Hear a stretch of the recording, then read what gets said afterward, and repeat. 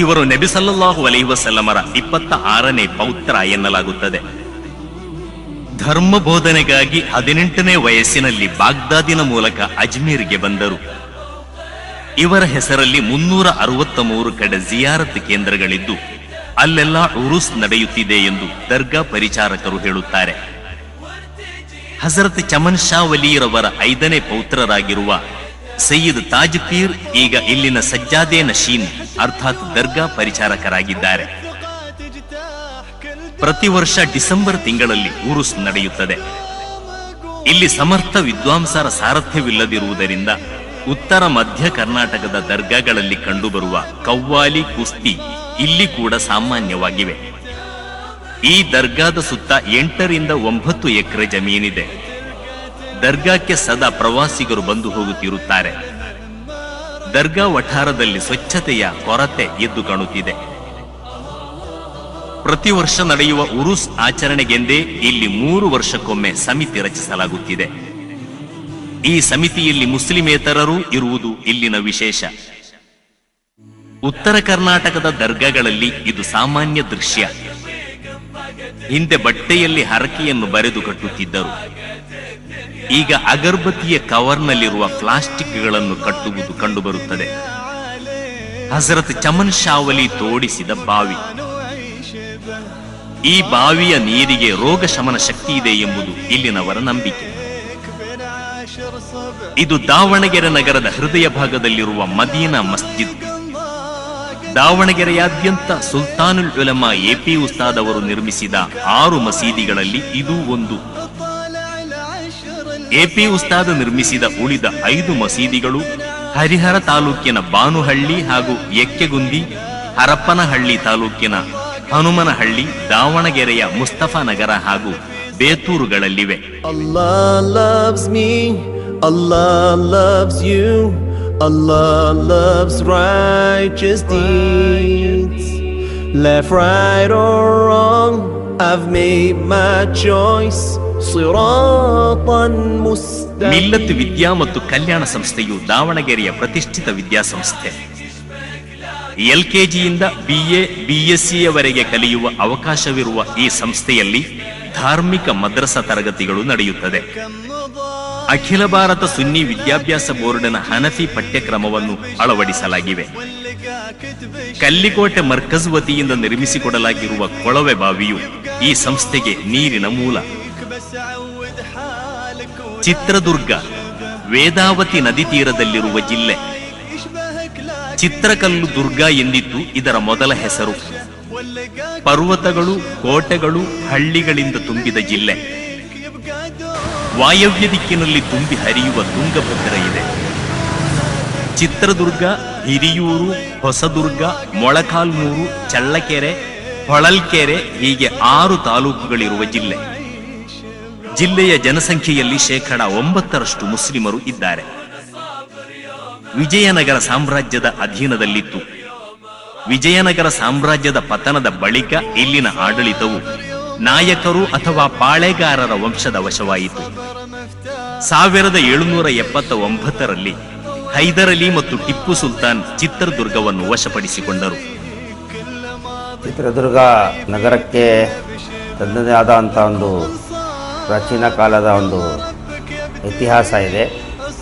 ಇಸ್ಲಾಂ ಧರ್ಮನು ಈ ಪ್ರಾಂತಕ್ಕೆ ಸುಮಾರು 1300 ಶತಮಾನ ಇಸ್ವಿನಲ್ಲಿ ಬಂತು.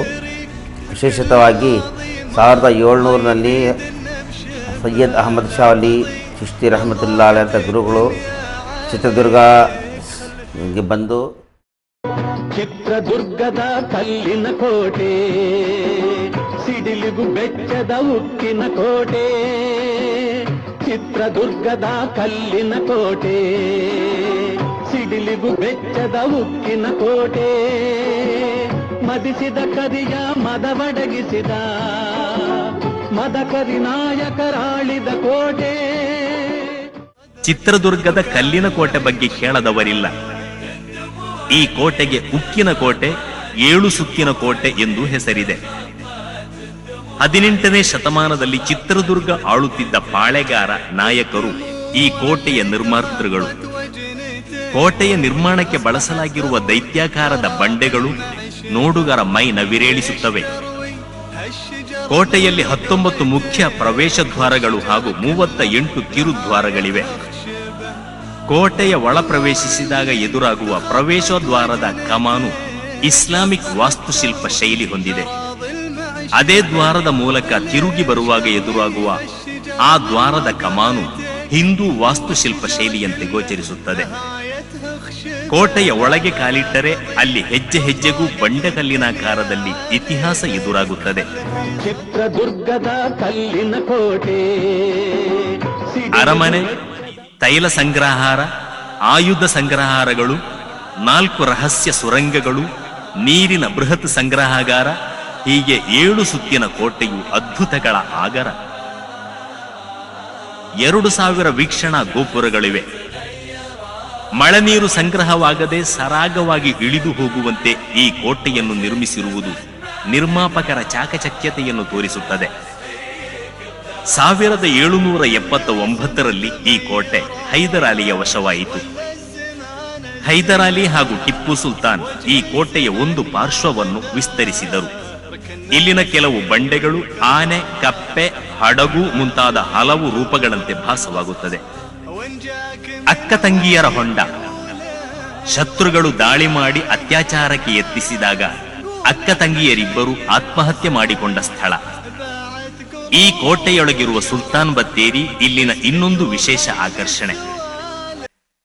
ಕೋಟೆಯ ಕೆಳ ಪಾರ್ಶ್ವದಲ್ಲಿನ ಕಿಂಡಿ ಮೂಲಕ ನುಸುಳಲು ಯತ್ನಿಸಿದ್ದ ಎದುರಾಳಿಗಳನ್ನು ಓಬವ್ವಳು ಒನಕೆ ಮೂಲಕ ಸದೆಬಡಿದ ಕತೆ ಇತಿಹಾಸದಲ್ಲಿದೆ. ಅದೇ ಓಬವ್ವನ ಕಿಂಡಿ. ಇಲ್ಲಿನ ರಾಜ್ಯ ಉತ್ಸವಾಂಬ ದೇವಸ್ಥಾನ ಟಿಪ್ಪು ಸುಲ್ತಾನರೇ ಕಟ್ಟಿಸಿಕೊಟ್ಟಿದ್ದಾರೆ ಎಂಬ ಪ್ರತೀತಿ ಇದೆ. ಚಿತ್ರದುರ್ಗದ ಪ್ರಸಿದ್ಧ ಮಖಾಮ್ ಶರೀಫ್ ಇದು ಬಡಾ ಮಖಾನ್ ಎಂದೇ ಪ್ರಸಿದ್ಧಿ.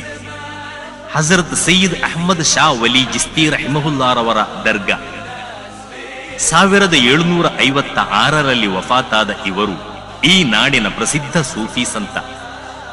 ಸ್ವಚ್ಛ ಪರಿಸರದಿಂದಾಗಿ ಈ ದರ್ಗಾ ಪರಿಸರವು ಉತ್ತರ ಕರ್ನಾಟಕದ ಇತರ ದರ್ಗಾಗಳಿಗಿಂತ ವಿಭಿನ್ನ.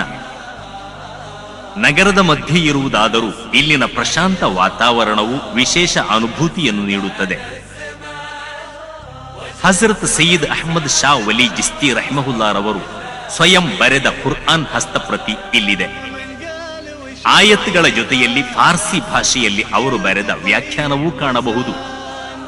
ವಲಿಯರ ವಸ್ತ್ರ ಮುಂತಾದವುಗಳನ್ನು ದರ್ಗಾ ಕಟ್ಟಡದೊಳಗೆ ಇಂದಿಗೂ ಸಂಗ್ರಹಿಸಿಡಲಾಗಿದೆ. ವಲಿಯರ ದರ್ಗಾವನ್ನು ಕಟ್ಟಿಸಿದ್ದು ಶಹೀದೆ ಮಿಲ್ಲತ್ ಟಿಪ್ಪು ಸುಲ್ತಾನ್ ಎಂದು ಮೌಖಿಕ ಚರಿತ್ರೆ ಹೇಳುತ್ತದೆ. ಈ ದರ್ಗಾ ಸಂದರ್ಶನಕ್ಕೆ ಮುಸ್ಲಿಮರು ಮಾತ್ರವಲ್ಲದೆ ಮುಸ್ಲಿಮೇತರರು ಭಾರೀ ಸಂಖ್ಯೆಯಲ್ಲಿ ಬರುತ್ತಿರುತ್ತಾರೆ. ಈ ದರ್ಗಾವನ್ನು ಸಂದರ್ಶಿಸಿದರೆ ಮಕ್ಕಳ ರೋಗಗಳು ವಾಸಿಯಾಗುತ್ತದೆ ಎಂಬುದು ಈ ಪ್ರದೇಶದ ಸರ್ವಧರ್ಮೀಯರ ಅನುಭವದ ಮಾತು. ಉತ್ತರ ಕರ್ನಾಟಕದ ಇತರ ದರ್ಗಾಗಳಲ್ಲಿರುವಂತೆ ಉರುಸ್ಗಳಲ್ಲಿ ಖವ್ವಾಲಿಗಳು, ಕುಸ್ತಿಗಳು ಹಿಂದೆ ಇಲ್ಲಿ ಕೂಡ ನಡೆಯುತ್ತಿತ್ತು. ಇತ್ತೀಚಿನ ವರ್ಷಗಳಿಂದ ಅಂತಹ ಅನಾಚಾರಗಳನ್ನು ಇಲ್ಲಿ ಸ್ಥಗಿತಗೊಳಿಸಲಾಗಿದೆ. ಟಿಪ್ಪು ಸುಲ್ತಾನ್ ಚಿತ್ರದುರ್ಗದಲ್ಲಿ ಮೊಟ್ಟ ಮೊದಲಾಗಿ ಕಟ್ಟಿಸಿದ ಮಸೀದಿ ಇದು. ಚಿತ್ರದುರ್ಗದ ಜಾಮಿಯಾ ಮಸೀದಿ ಪ್ರಶಾಂತ ಪರಿಸರದಲ್ಲಿ 1785ರಲ್ಲಿ ನಿರ್ಮಾಣಗೊಂಡಿರುವ ಈ ಮಸೀದಿಯ ನಿರ್ಮಾತೃ ಕೂಡ ಶಹೀದೆ ಮಿಲ್ಲತ್ ಟಿಪ್ಪು ಸುಲ್ತಾನ್. ಮದಕರಿ ನಾಯಕರಿಂದ ಚಿತ್ರದುರ್ಗ ಕೋಟೆಯನ್ನು ವಶಪಡಿಸಿಕೊಂಡ ನಂತರ ಟಿಪ್ಪು ಸುಲ್ತಾನ್ ಈ ಮಸೀದಿ ನಿರ್ಮಿಸಿದರು. ಈ ಮಸೀದಿಯ ಹಿನ್ನೆಲೆಗೆ ಕಲ್ಲಿನ ಕೋಟೆ ಇದ್ದು ಆ ದೃಶ್ಯ ಮನಮೋಹಕವಾಗಿದೆ. ಈ ಮಸೀದಿಯ ಮುಂಭಾಗದಲ್ಲಿ ಬ್ರಾಹ್ಮಣ ಸಮುದಾಯದ ಮಠವೊಂದು ಇದೆ. ಇಲ್ಲಿರುವ ಕೆರೆಯು ಸಾಮರಸ್ಯದ ಕತೆ ಹೇಳುತ್ತದೆ. ಒಂದು ಕಾಲದಲ್ಲಿ ಮಸೀದಿಗೆ ನಮಾಜ್ಗೆ ಬರುವವರು ಅಂಗಸ್ನಾನ ಮಾಡಲು ಹಾಗೂ ಬ್ರಾಹ್ಮಣ ಸಮುದಾಯದವರು ಒಂದೇ ಕೆರೆಯನ್ನು ಬಳಸುತ್ತಿದ್ದರು. ಪ್ರಸ್ತುತ ಜಾಮಿಯಾ ಮಸೀದಿ ವಠಾರದಲ್ಲಿ ಜಾಮಿಯಾ ಅಹ್ಲು ಸುನ್ನಾ ಹಜರತ್ ಟಿಪ್ಪು ಸುಲ್ತಾನ್ ಶಹೀದ್ ವಿದ್ಯಾಸಂಸ್ಥೆ ಇದೆ. 3 ವರ್ಷಗಳ ಕುರ್ಆನ್ ಹಾಫಿಜ್ ಕೋರ್ಸ್ ಹಾಗೂ 2 ವರ್ಷಗಳ ಇಮಾಮತ್ ಕೋರ್ಸ್ ನೀಡಲಾಗುತ್ತದೆ.